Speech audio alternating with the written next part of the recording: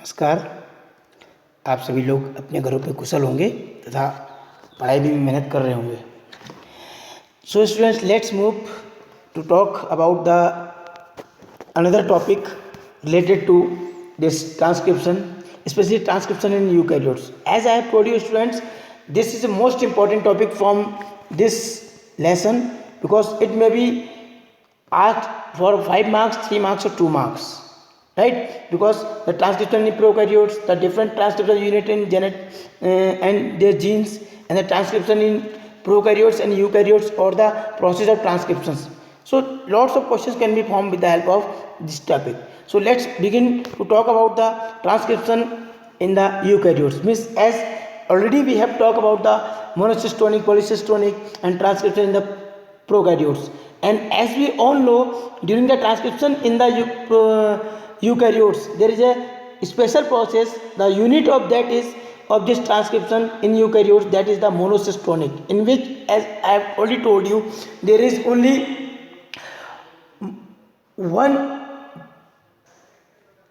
one cystone present in the transcription unit. Means in that particular unit there is only one cystone is found over there, especially in the eukaryotes. So we have to just begin now. So we have to talk that eukaryotes have the different, or we can say additional complexities than the prokaryotes. Means they differ from the prokaryotes, because in prokaryotic condition there is a simple one process is found over there. But still, if we talk about especially in the eukaryotes, we can say that at least in the eukaryotes, at least there are 3 RNA polymerase in the nucleus other than the RNA polymerase, right? Means there is 3 RNA polymerases should be needed over there, right? In eukaryote there is only one RNA polymerase is needed over there.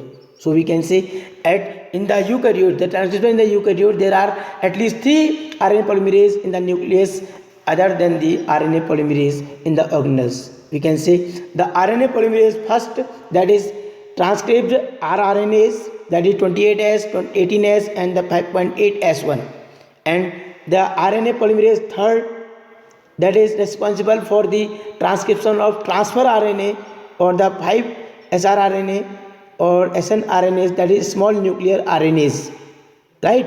And the another RNA polymerase, that is second transcription precursors of messenger RNA, that is known as heterogeneous nuclear RNA or hnRNA over there. Means we have to just pay attention over there, especially because in the transcription in the eukaryotes there are 3 types of RNAs are required. That is, we can say RNase polymerase first, RNase polymerase second, and RNase polymerase third. If we talk about the RNase polymerase first, it can be always help for the developmenting of the ribosomal or ribosomes RNAs, that is with the help of 20S, 18S and so on. On the other hand, we can say the one more another thing, that is second RNA, that is RNA polymerase, which can be responsible for the development of the transfer RNAs, right? That is 5 srRNAs, or we can say simple, they are the small nuclear RNAs are founded.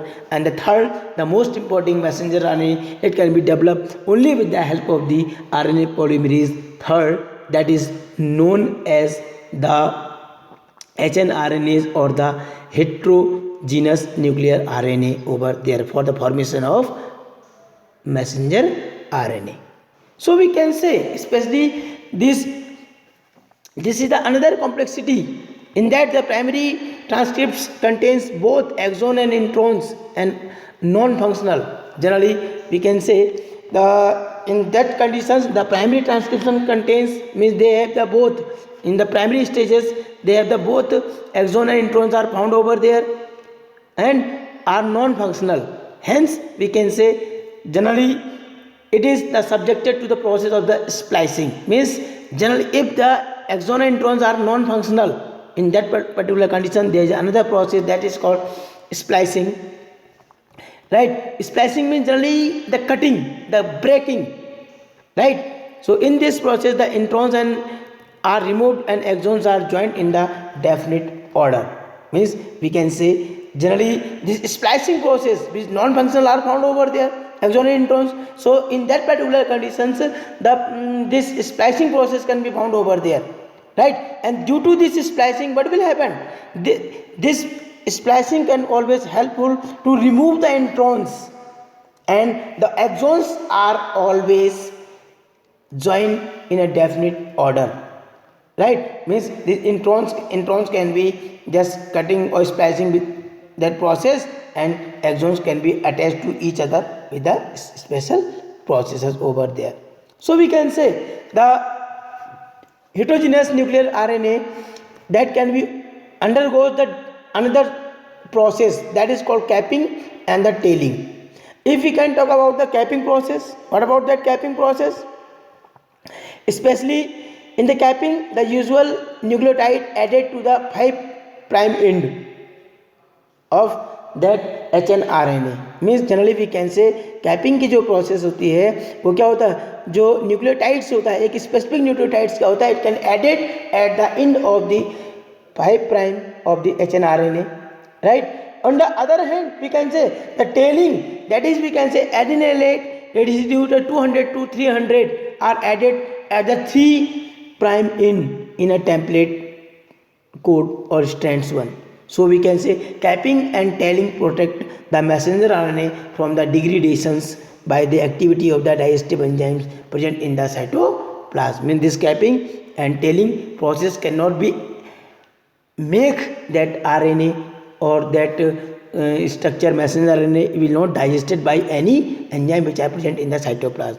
So it is the fully proceeds hnRNA, now called messenger RNA, that is transport from out of the nucleus from the translation process. Means generally from the tapping ends, this hnRNA or messenger RNA can be just transported from nucleus to the cytoplasm of the cell, where it will started for the another process that is called the translation process over there, means for the formation of the protein over there.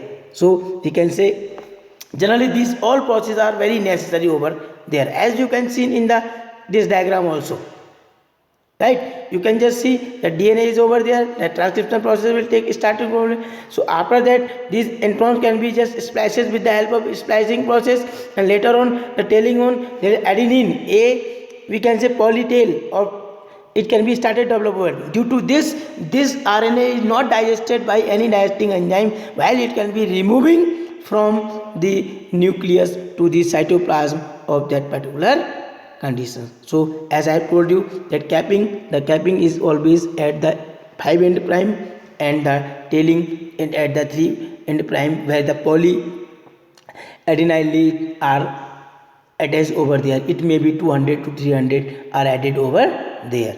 So this process can be help always over there. So with the help of this process you can understand how they can be always helpful for the developmenting over these conditions. Or we can say, if we can talk about the significance of these complexities, are especially we can see the split genes arrangement represented the ancient features and the genomes one, or we can say the presence of introns in the reminiscent or antiquity, as well as the process of splicing represents the dominance of the RNA world over there. So you all must understand with the help of this easily in that particular conditions. If you still have any problems, you can just ask me and I will explain you in another words. So, and with the help of this animated video, you can easily understand how the process of this transcription in eukaryotes will take place. So please pay attention over there, and you can just check it with the help of this. The stages of transcription in eukaryotes are similar to that of prokaryotic transcription. However, there are some differences as well. Let's understand them in detail.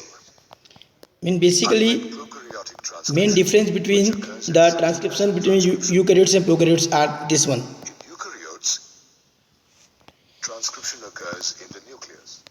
In the prokaryotes, it is always in cytoplasm, and in eukaryotes, it is always in nucleus. Transcription involves at least 3 RNA polymerases. The RNA polymerase 1 transcribes various rRNAs.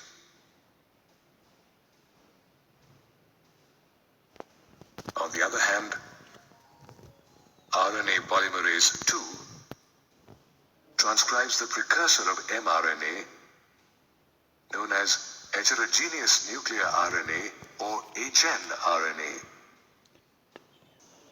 RNA polymerase 3 is responsible for the transcription of tRNA, 5 subunit ribosomal RNA or 5SR RNA, and small nuclear RNA or snRNA. The processing of hnRNA marks another major difference between prokaryotic and eukaryotic transcription. The mRNA in prokaryotes does not require any processing. However, in eukaryotes, the hnRNA is inactive. Since it has a split gene arrangement with exons and introns, Splicing process will take place. and hence it has to undergo processes such as capping, splicing, and tailing. The first process is capping, which involves an unusual nucleotide called methylguanosine triphosphate Over being here, added to the 5' end of the hnRNA. methylguanosine. It helps mRNA to bind with small ribosomal subunits during protein synthesis. The next process is splicing, in which the introns are eliminated and exons are joined in a specific. This is the process of the splicing in which these introns can be removed and the fragments and the parts of the exons can be attached with some specific polypeptide. Order. Finally, in the tailing process, about 200 to 300 adenylate residues are added to the 3' end of the hnRNA in a template-independent manner, giving rise to a poly-A tail. This process is also known as polyadenylation. After these processes, the hnRNA becomes mRNA and the transcription process ends. The mRNA can now be transported out of the nucleus and further used for the process of protein synthesis during translation. In 1960,